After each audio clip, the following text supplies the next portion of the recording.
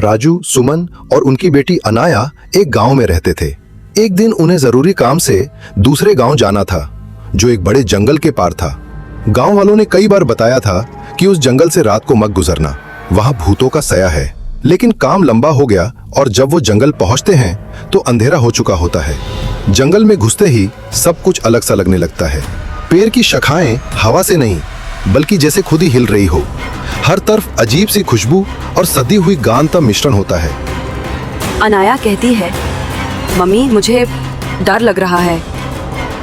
सुमन राजू को देखती है और कहती है, राजू क्या हम गाड़ी वापस घुमा लें?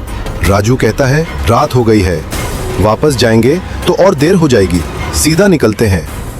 आगे बढ़ते हुए उनकी गाड़ी अचानक बंद हो जाती है।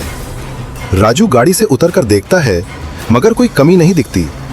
तभी पीछे से सुमन का चीखने की आवाज आती है। राजू दौड़कर आता है तो देखता है गाड़ी के शीशे पर खून से लिखा है, वापस मत जाओ। अनाया रो रही होती है और सुमन बेहोश होती है। राजू घुटान महसूस करता है और फिर टॉर्च जलाकर देखता है तो एक पुरानी हवेली जंगल के बीच में खड़ी होती है। हवेली की दीवार पे सदी हुई बेलें और काली परछाइयां हिल रही होती हैं।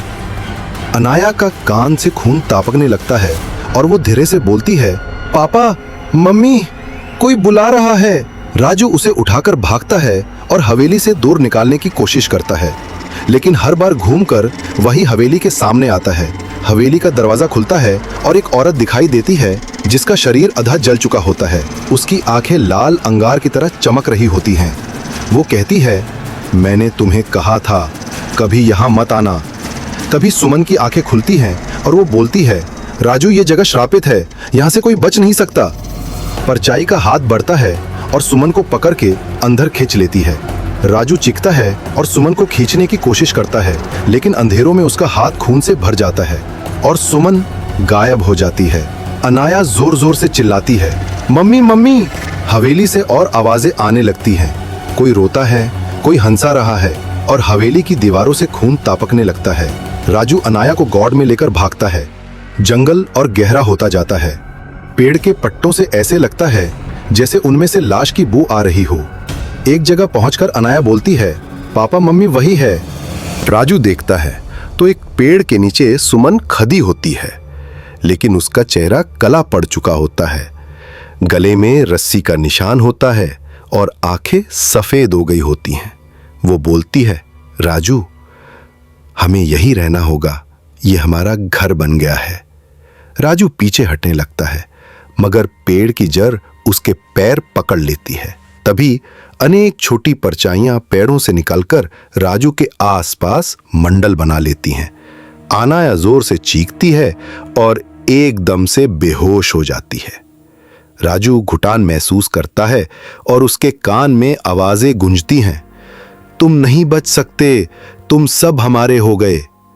हवेली का दरवाजा खुलता है और अंधेरों से भूत, जलते हुए शरीर, कट्टे सर और पुरानी लाशें निकलकर राजू और अनाया के आसपास मंडल बना लें। वो सब मिलकर गाना गाते हैं, एक पुराना मंत्र।